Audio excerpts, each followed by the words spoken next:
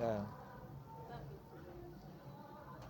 Ịma na ihe dị n'ihe a kịta bụ one ị ama ihe akpọrọ ya bụ purify.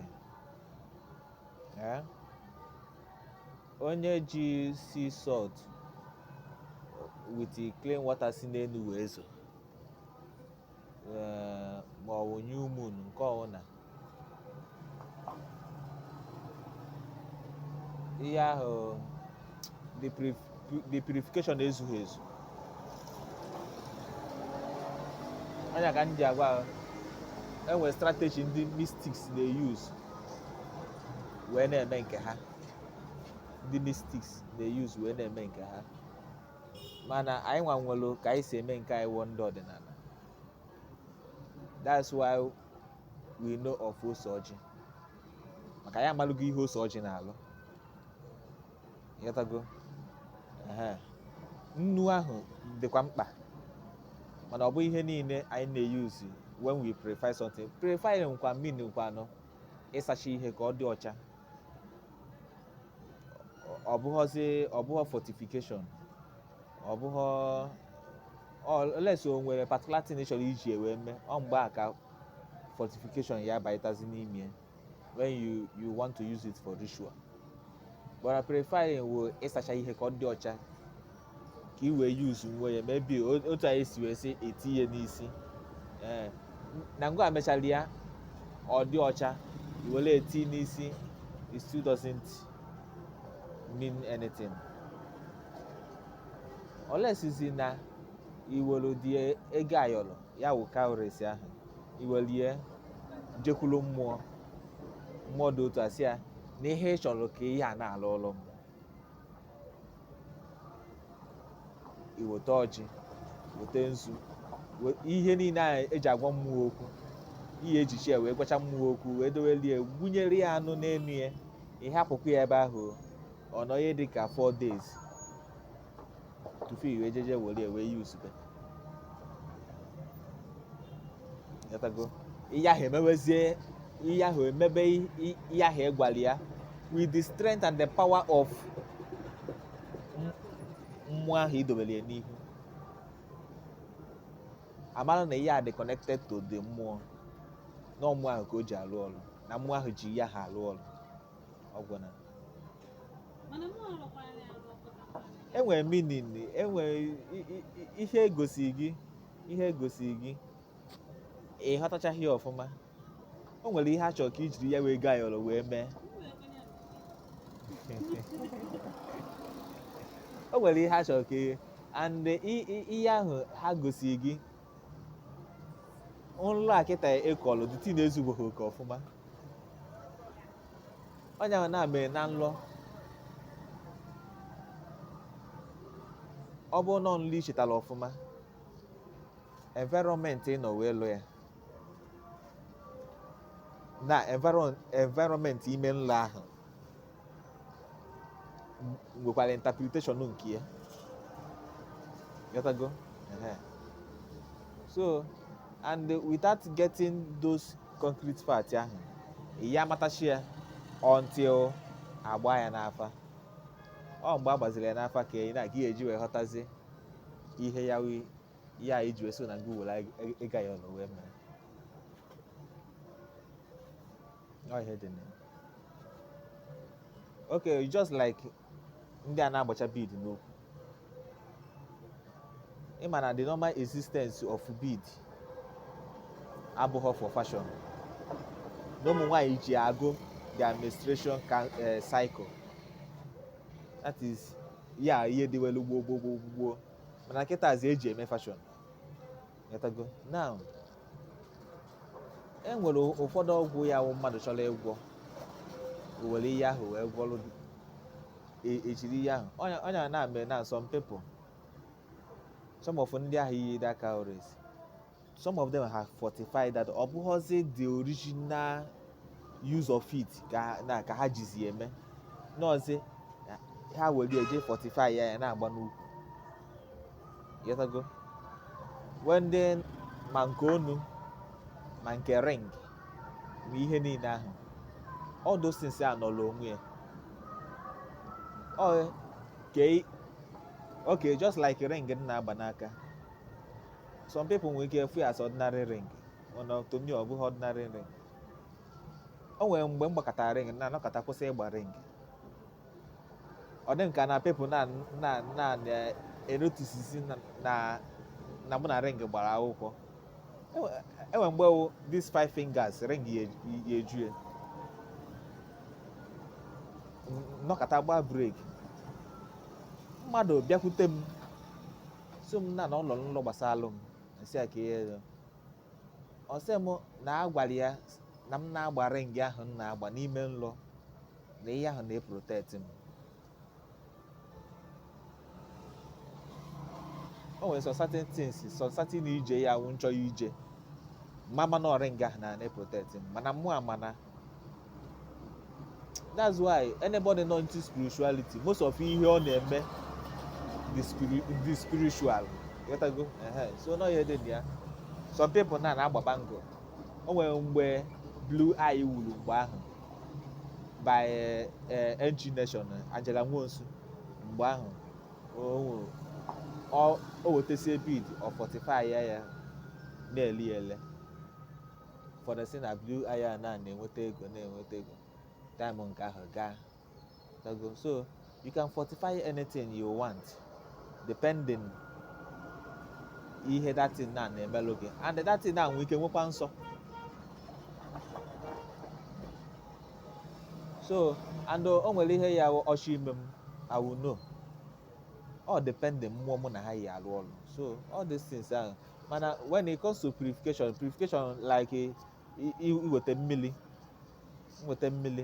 eweta m tinye clean, weta ogbo wee saa oche nsacha ya. Enwe somebody ya sị mba na ọ chọghị use clean mmiri na ogbo wee si ya, o jiri ihe ọzọ wee saa ya, ọ sị m nọ chemical bie ọ chọrọ iji chemical wee si ya. So enwere different types. Nwee ndị ya sị na nọ mmiri ọkụ ka ha ya use wee tinye jik wee saa ihe niile na nche purification ka anyị esi wee mie ka o wee dị mma. Mana when it comes whereby na ịchọrọ use it for a specific purpose, you must align it spiritually ka ị nweta the result. So no ihe dị. So ọ ihe dị na ya ego a otu esi wee gosi gị na nlọ na gụje gote ego ayọrọ, iwere ego je gote data ego ayọrọ. O nwere ihe a chọrọ ka ijiri ego ayọrọ ahụ wee mee. It's not only by egbe n'isi, ọ bụghị by o nwere ike ọ bụrụ na after that nlọ ahụ the next day o nwekwara another nlọ ọzọ ịlọrọ, but you will not know na nlọ nke ọzọ ahụ ịlọ dị connected to nke egosi ga-egosi.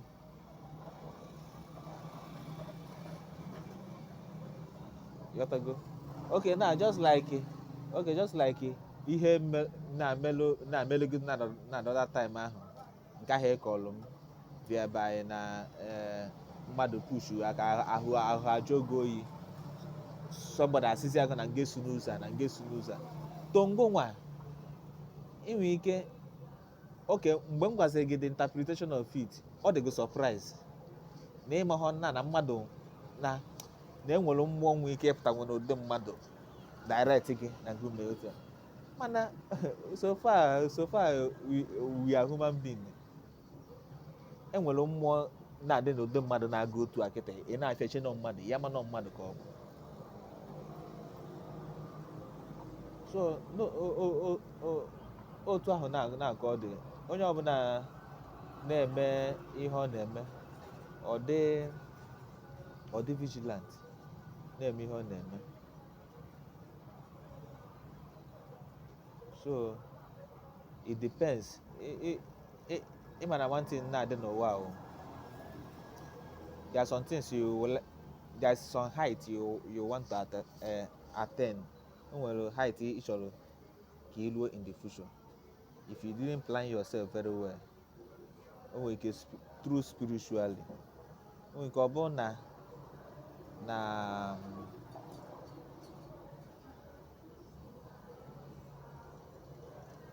for example, when they like a business, buy a business, no, they na ka asị na business a bụrụ mmadụ. Mana whereby na onye ahụ asụghị ozi ọfụma, o suppose isi wee sụọ ozi ya, enwe ike nwee ihe nka na-akpọchi ya azụ, na-adọchi ya aka azụ. So first of all, know what you want to be. If you know that thing you want to be, ịmalụzie line ị ga na-eso wee na-eche. Like mmụọ kịta na-eme ihe mmụọ bụrụ dibịa, mana ana m azụ ahịa. We are not limited n'ọsọsọ ọrụ dibịa ka ya na-alụ. Just like some pastors na-emekwa chọọchị, nwekwa business ha na-eme, outside business ha na-eme. So mmalụ ihe chọrọ ịbụ, ịma na akpọrọ gị ọkpụkpọ oku, ịma na enwere line ha channel gị into naanị ha chọrọ ka ị bụrụ. If you don't know these things ahụ, o nwere ike ọ dị ka ije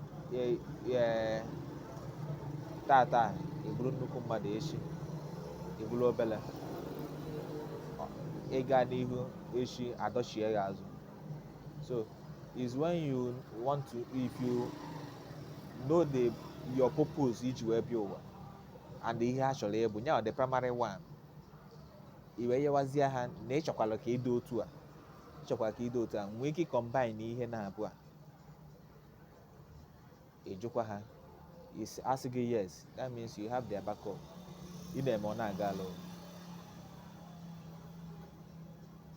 And o nwere some ịnọrọ in that process, o nwere some edere agwa ya wee na-akpa, a ga like ya, ha na-achọ na ịdịrị ọrụ a ha chọrọ ka ị rụọ no need ha ede agwa. So ihe niile a bụ ngwa ma ka esi wee na-achụ ka wee malụ. So that's it.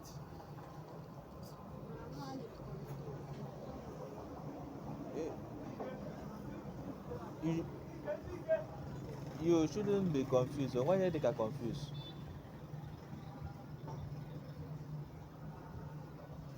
You have to know who you are. Mali ha kpọrọ gị, ịmali ya, iji nwanyị na-eme ya, ị na-emekwa nke ị na-eme, everything na align. Because you don't want to know. Because you don't want to know.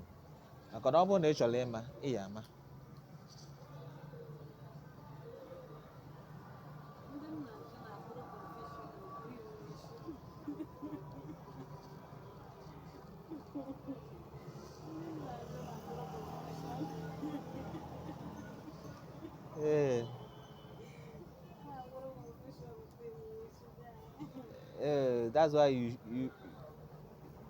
That's why you should know the type of people you're listening to. Because, okay, just like in our Bible now, just like na church now, you cannot be following somebody not na choosing. They follow Koyen on a Christ embassy. Odogaya na two of them is not working together. No, that is the real that is the real truth today. That's it. You won't be following somebody now on a Sabbath. There's only on na Pentecostal church. The two doctrines are abuhofu. So that's why actually somebody solo mmadụ in one mmadụ na ihe onye a na-akụzi n'ihe onye a doctrine onye nka na onye nka wu ofu ihe.